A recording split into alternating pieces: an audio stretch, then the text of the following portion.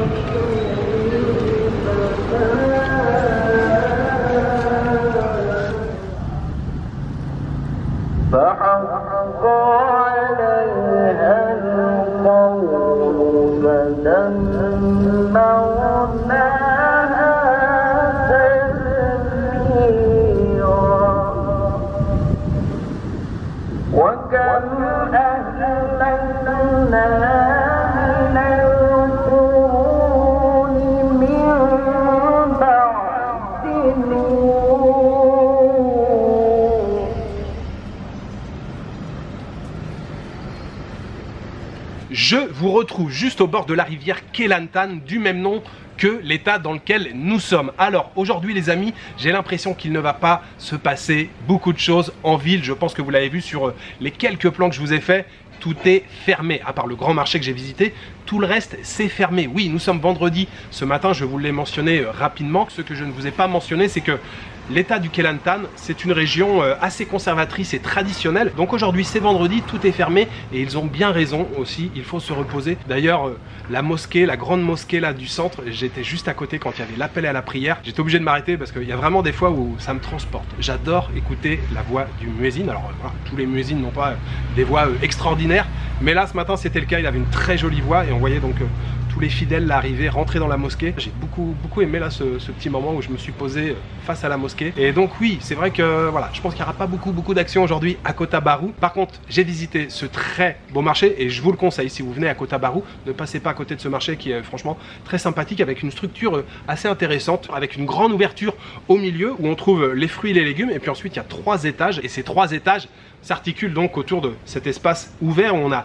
donc les légumes, on a la viande, le poisson sur le côté, on a tout un espace aussi où ils font la noix de coco râpée et le lait de coco. Et puis dans les étages, on retrouve au premier étage, il y a des produits secs, il y a toute une partie bien sûr vêtements, notamment avec des batiks. Et puis il y a une petite aile sur le côté où là on a un food court, des petits stands de restauration. Et d'ailleurs j'ai pris un petit déjeuner, et quel petit déjeuner, c'était vraiment sympa. J'ai pris, et je voulais absolument manger ça, j'ai pris un nasi kerabu. C'est un plat typique du Kelantan, c'est un plat typique de la région qu'on peut retrouver maintenant dans presque toutes les régions de Malaisie, mais ça vient d'ici. Et vous l'avez vu, le riz il était bleu. Alors vous allez me demander pourquoi le riz il était bleu. Allez-y, demandez.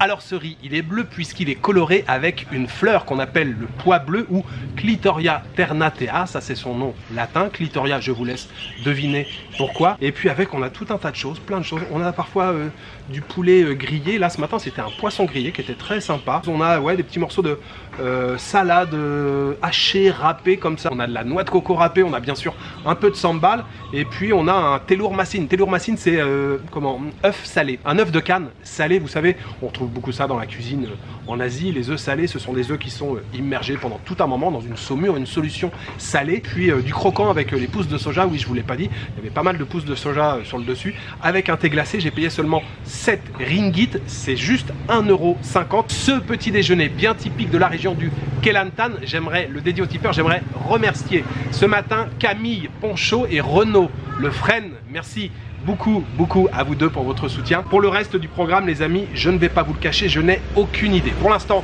je vais me contenter de manger les petites douceurs que j'ai achetées ce matin. Oui, il y avait tout un espace où il y avait des couées, un peu moins d'ailleurs de gâteaux de riz comme j'ai pu voir jusque là. Des choses un peu plus variées, je pense à base de durian, de taro. Je me suis pris un petit assortiment, je vais bien sûr vous montrer tout ça. Alors, un petit gâteau très mignon au pandan, hein. La petite crêpe enroulée comme j'avais acheté déjà la dernière fois qui était délicieuse. Là on a comme un petit chausson fourré à je ne sais pas quoi, c'est un abricot ou c'est une pâte? Qu'est-ce que c'est? Non, c'est une pâte de riz, donc cuite à la vapeur dans une feuille de bananier. Un gros cake à base de noix de coco. Et je me suis acheté 3 ketupat. Ketupat ce sont voilà, ces petites boulettes, souvent c'est du riz à l'intérieur. Peut-être à la mangue, la petite crêpe classique au pandan, bien sûr avec de la noix de coco à l'intérieur. Petit gâteau très moelleux, très joli petit gâteau de riz. Ouais, c'est bon ça aussi. C'est très compliqué de déballer et de filmer en même temps. Un petit gâteau de riz triangulaire, je ne sens aucune odeur en particulier. C'est sucré quand même, il y a quelque chose de sucré. Ce gros gâteau pour terminer. La texture là c'est que de la noix de coco. Après la couleur je pourrais pas vous dire encore.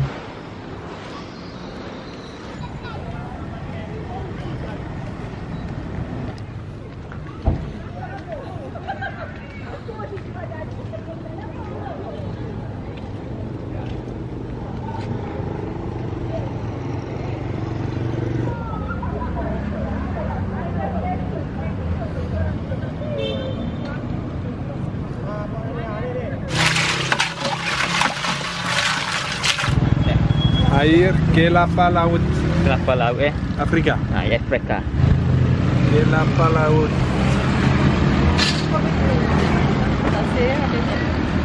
Terima kasih.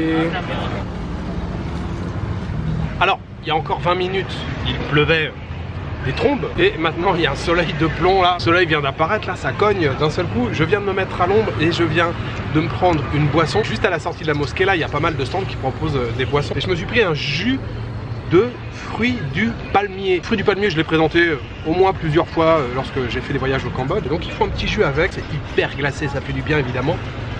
C'est bon, et puis c'est pas trop sucré, ça passe très bien. Et puis j'ai simplement échangé quelques mots avec le vendeur là de cette boisson. Il m'a dit tiens, prends un chausson, je t'offre un chausson, ça me fait plaisir et tout. Je dis ouais mais j'ai déjà mangé, j'ai mangé plein de trucs, j'ai pris un petit déjeuner, j'ai mangé des couets et tout. Non mais c'est pas grave et tout, tu le mangeras plus tard. Donc il m'a donné un petit chausson comme ça farci à la viande de poulet. Non seulement j'ai pas envie de le trimballer toute la journée, mais c'est aussi que je suis très impatient de goûter à ce petit beignet.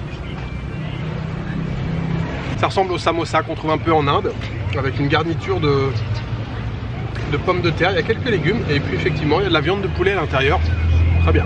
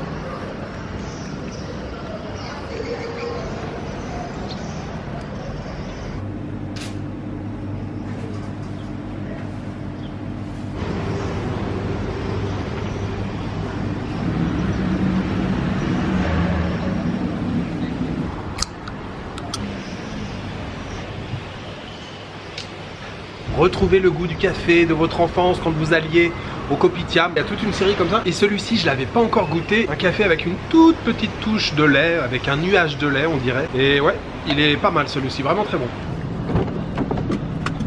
Hello. Hello, selamat petang.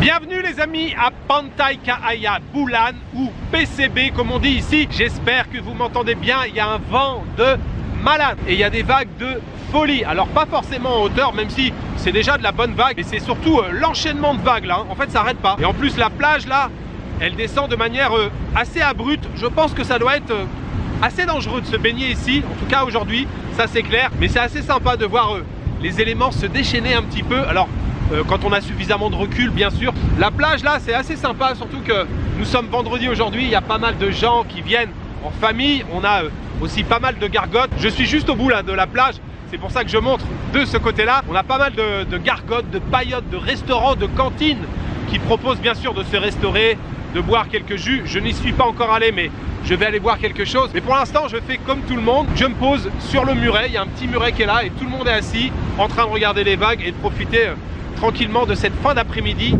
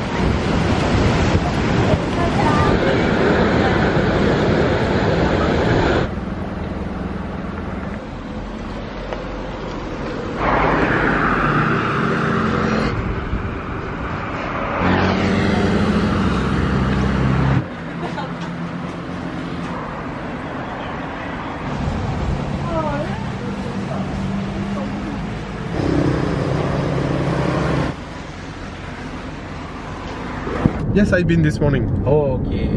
Oh, having your breakfast there? Yeah.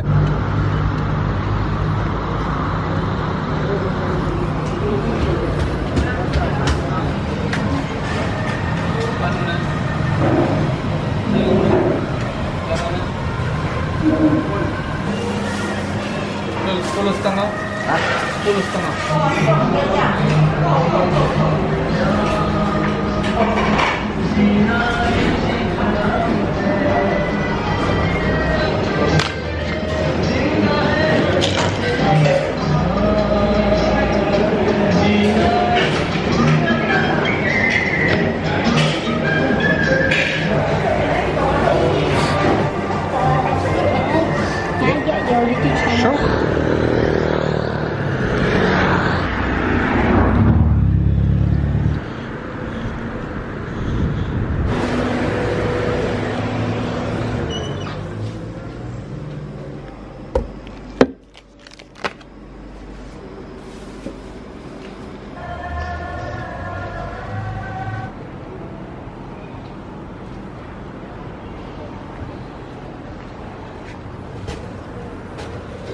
Alors oui, une journée à Kota Baru peut-être sans beaucoup d'animation, mais finalement j'ai passé une bonne journée aujourd'hui, j'ai aimé tout ce que j'ai fait, tout ce que j'ai vu, j'ai adoré aussi ce passage là en fin d'après-midi sur la plage. D'ailleurs vous l'avez vu, je suis rentré, j'ai pas fait tout le chemin parce que c'est quand même...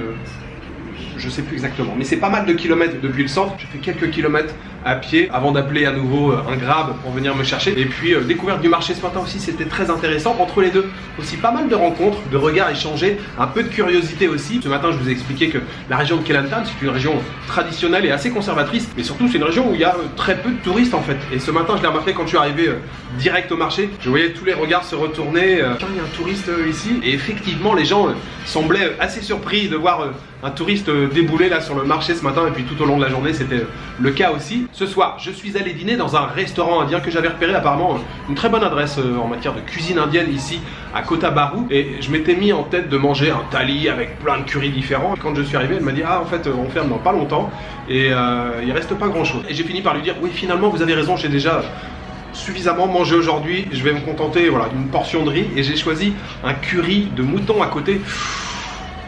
C'était excellent, en plus il y avait quasiment que du bon, très peu d'os, des morceaux de maigre avec un bon gravy, une bonne sauce là, curry bien relevé. Et puis en légumes j'ai pris un mélange de choux avec des pousses de soja, pareil en curry aussi, une portion de riz, de papadam. Les papadam ce sont ces petites crêpes croustillantes là, fines. Et puis j'ai pris un thé, un chai, un masala tea avec, j'ai payé au total 17 ringgit. 17 ringgit c'est 3,60 € ou 3,70 €, quelque chose comme ça. C'était royal. Voilà, il me reste juste à vous souhaiter une bonne soirée, une bonne nuit, une bonne après-midi. Je vous donne rendez-vous demain pour une nouvelle journée en Malaisie. Ciao, good night.